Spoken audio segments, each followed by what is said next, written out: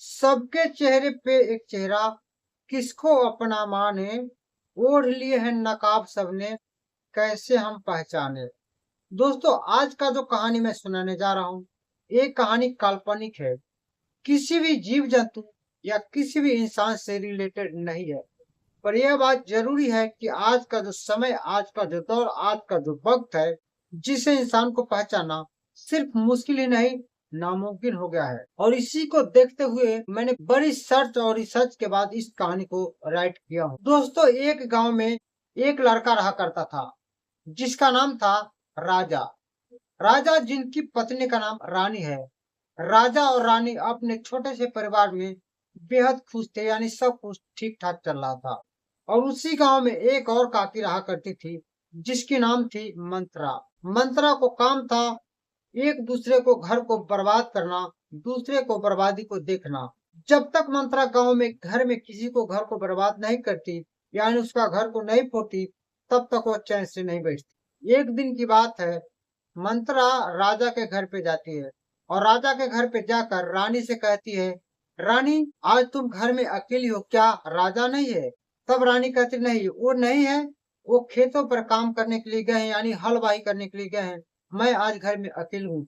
आइए काकी बैठिए, कैसे आना हुआ। तब मंत्रा काकी रानी से कहती कि रानी, मैं तुम्हारे हित में एक बहुत अच्छा खबर लेकर आया हूँ, जो शायद तुम्हारे लिए हेल्पफुल हो सकता है।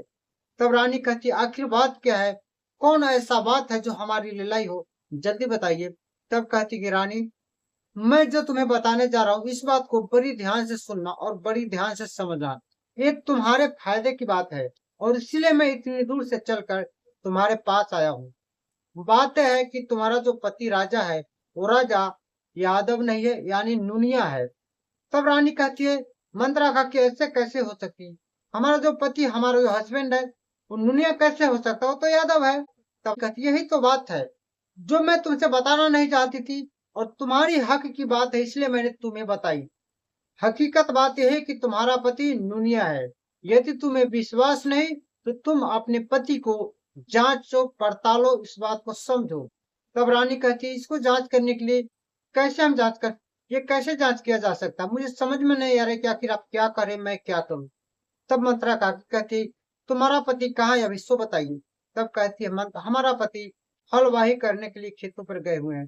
तब कहती कि तुम्हारा पति जब आएंगे ना, उनका शरीर को, उनका बॉडी को चाटना।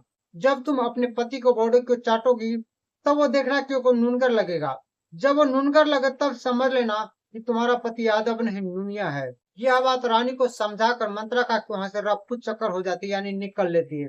वहां चली जाती है जहां राजा हलवाही कर रहा होता है। राजा हलवाही कर रहा होता है और राजा जैसे देखता है, मंत्रा काकी को देखकर हल को वाही करने से रुक जाता है और मंत्रा काकी को देखकर उसे बुलाता, कहता, काकी आप इधर कहाँ जा रही हो इतनी धूप में, आओ बैठो। तब मंत्रा काकी कहती कि बेटा, मैं इधर नहीं जा रही हूँ, इधर तुमसे मिलने के लिए आई हूँ, क्योंकि तुम्हें एक इम्पोर्टेंट बात बताना था।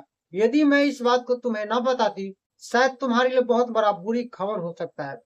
तब राजा घबरा जाता है और कहता है, आखिर ऐसी क्या बात है जो हमारे लिए बुरी खबर है, जल्दी बताइए काकी।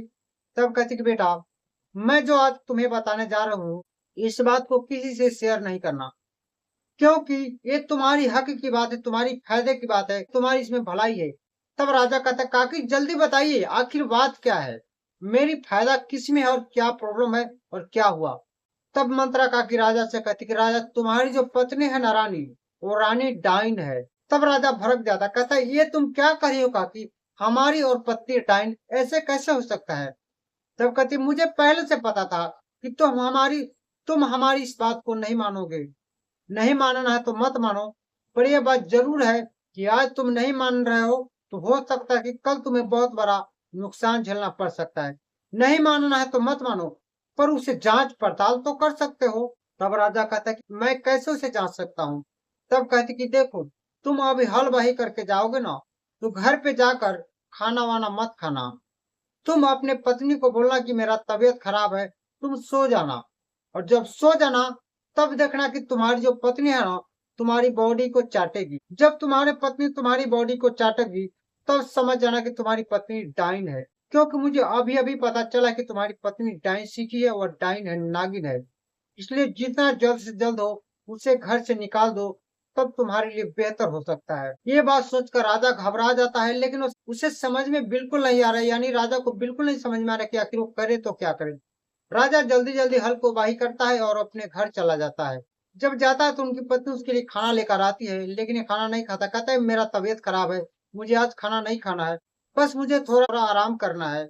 रानी बिछावन लगा देती है और ये राजा जो होता है बिस्तर पे जाकर लेट जाता है। उनकी पत्नी को ऐसा लगता है कि अब हमारा पति सो गया है, इसलिए रानी जैसे देखती है कि उसका पति सो गया, रानी अपने पति को शरीर के ऊपर जो वस्त्र हटाती है और वह चाटने लगती है।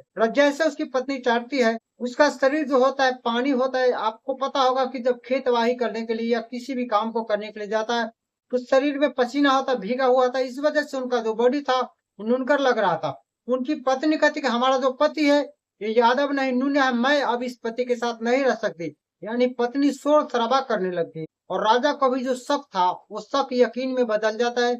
उसे भी एहसास हो जाता है कि उनका जो पत्नी है डाइन है। जब ये विवाद शुरू हो जाता, लड़ाई हो जाता है, गांव के 2 4 10 लोग पहुंचते हैं और पहुंचकर उससे कहते हैं कि अरे राजा के घर में तो कभी लड़ाई, कभी युद्ध, कभी झंझट हुआ ही नहीं, आज क्यों लड़ाई हो रहा है। तब गांव के 2 4 10 5 लोग यहाँ आते हैं और आकर राजा को और रानी दोनों को इकट्ठा करते हैं। उससे पूछते हैं कि तुम आखिर क्यों लड़ रहे हो। तब राजा कहता है कि मैं इस पत्नी के साथ नहीं रह सकता, इससे मुझे तलाक लेना है, इसको मुझे तलाक दे देना है, इसे दूर हो जाना है, क्योंकि ये जो हमारी पत्नी है डाइन है। और रानी कहती हाँ हाँ, मैं भी अपने पति से तलाक लेना चाहती हूँ, मैं इनके साथ अब नहीं रह सकती, क्योंकि ये राजा यादव नहीं बल्कि डाइन है। ये बात तलाक तक पहुंचता है।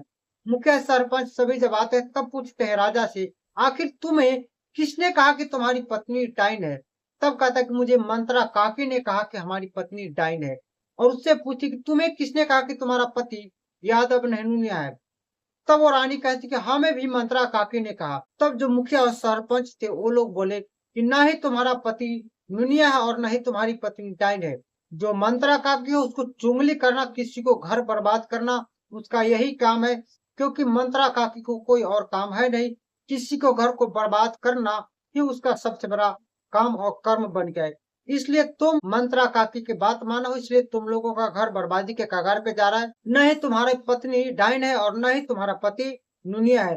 तुम दोनों जैसे थे वैसे ही है, इसलिए तुम्हारा घर को बर्बाद करने के लिए मंत्रा काकी इस ड्रामा को रची थी। वो लोग को समझा बुझा कर फिर से घर बसा देते हैं, उन लोग को फिर से एक नई जिंदगी जीने का रास्ता देते हैं। तो दोस्तों इस कहानी को सुनाने का मेरा मतलब ये नहीं है किसी राजा को परेशान करना, किसी रानी को परेशान करना, बल्कि आपको सचेत करना, आपको जागरूक करना। आज के समय में हर गांव में 1 2 4 लोग ऐसे हैं जो आपका घर परिवार को बर्बाद करने में सबसे बड़ा अहम रोल करता है, जिससे आप पहचान नहीं पाते हैं। लेकिन जब आपको पता चलता है कि ये दुनिया गलत है, तब तक बहुत देर हो चुका होता है। इसलिए आप किसी भी इंसान पर यदि भरोसा करते हैं और उसकी बातों पे यकीन करके आप अपना फैसला लेते हैं, तो ये आपकी सबसे बड़ी मिस्टेक हो सकती है। बाकी इस विषय में आप क्या सोचते हैं? अपना राय हमें कमेंट बॉक्स में ज़रूर बताइएगा।